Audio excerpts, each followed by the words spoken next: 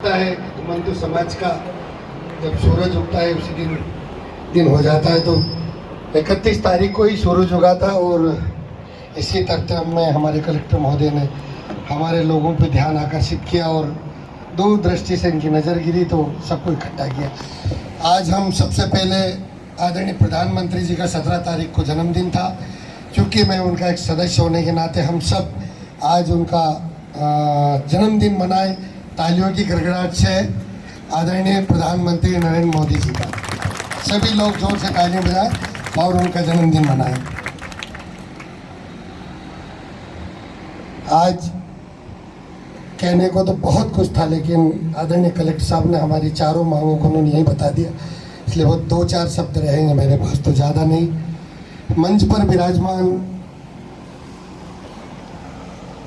जिले के कलेक्टर महोदय, जो सारा काम उन्हीं के हाथ में रहता है, हम कहीं भी भटक लें फिर भी जाना तो वहीं पड़ता है।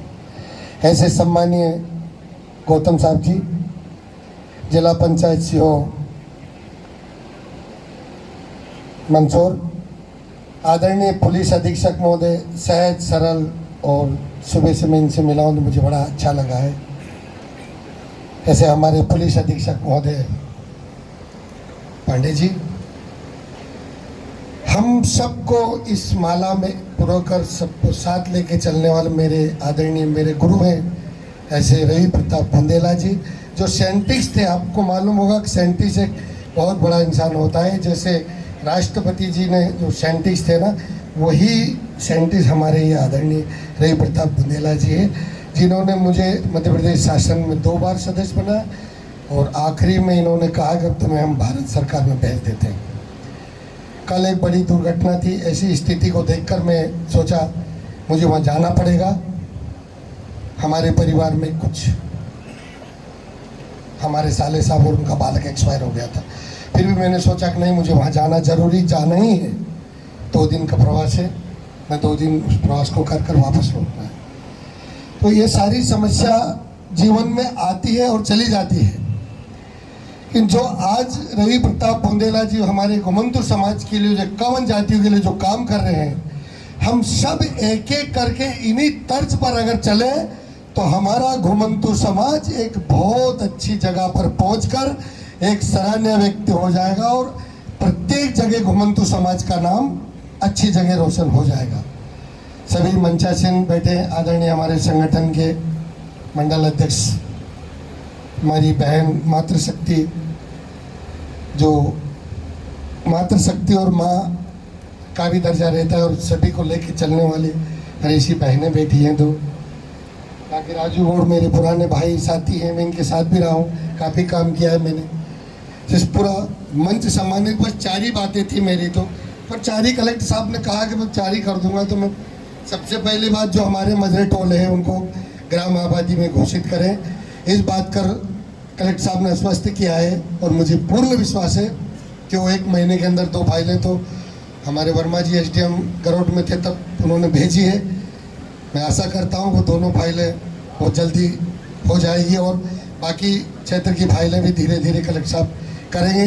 यह चीज़ अगर आबादी में हमारे समाज की मजरे टोले घोषित हो गए हैं तो हम समझेंगे कि हम आज़ादी की ओर मुख्य धारा की ओर आकर्षित हो रहे।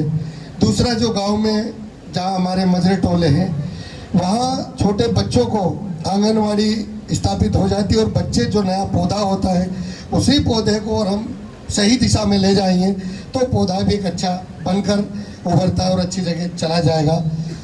आदरणीय कलेक्टर साहब और एसपी साहब, मेरा विशेष निवेदन और आग्रह है, हमारे समाज के लोगों को महीने में 1 बार कार्यालय बुलाकर सबको बिठाएं और सबसे बातचीत करें ताकि हमारे लोगों को भी लगे कि हम दुनिया से दूर नहीं, अब बहुत नज़दीक आ गए सभी लोगों से, तो उनको बड़ा आनंद होगा और आपके विचार सुनकर उनके बच्चे, उनका परिवार, वो भी उसी मार्ग पर चलेंगे। ऐसा मेरा अनुरोध और आग्रह है।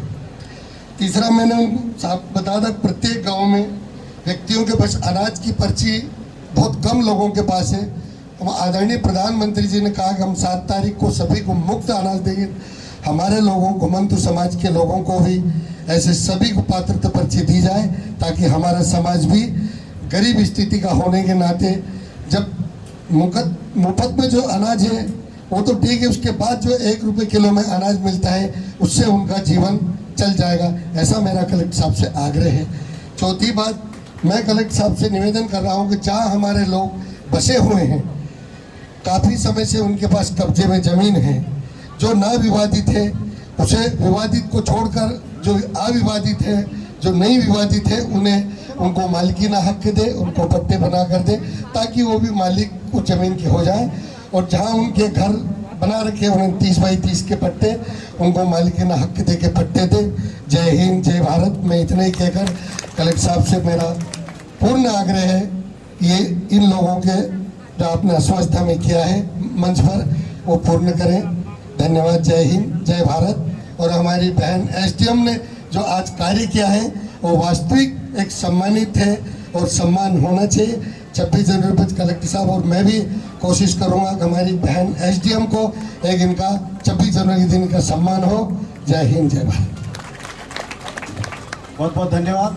अब मैं श्री राजकुमार जी गौड़ जो पूरे जो 51 जातियों की तरफ से आपको एक ज्ञापन देना चाह रहे हैं, तो आदरणीय कलेक्टर सर एसपी सर को जो ज्ञापन देगा आदरणीय श्री राजकुमार जी गौड़ साहब।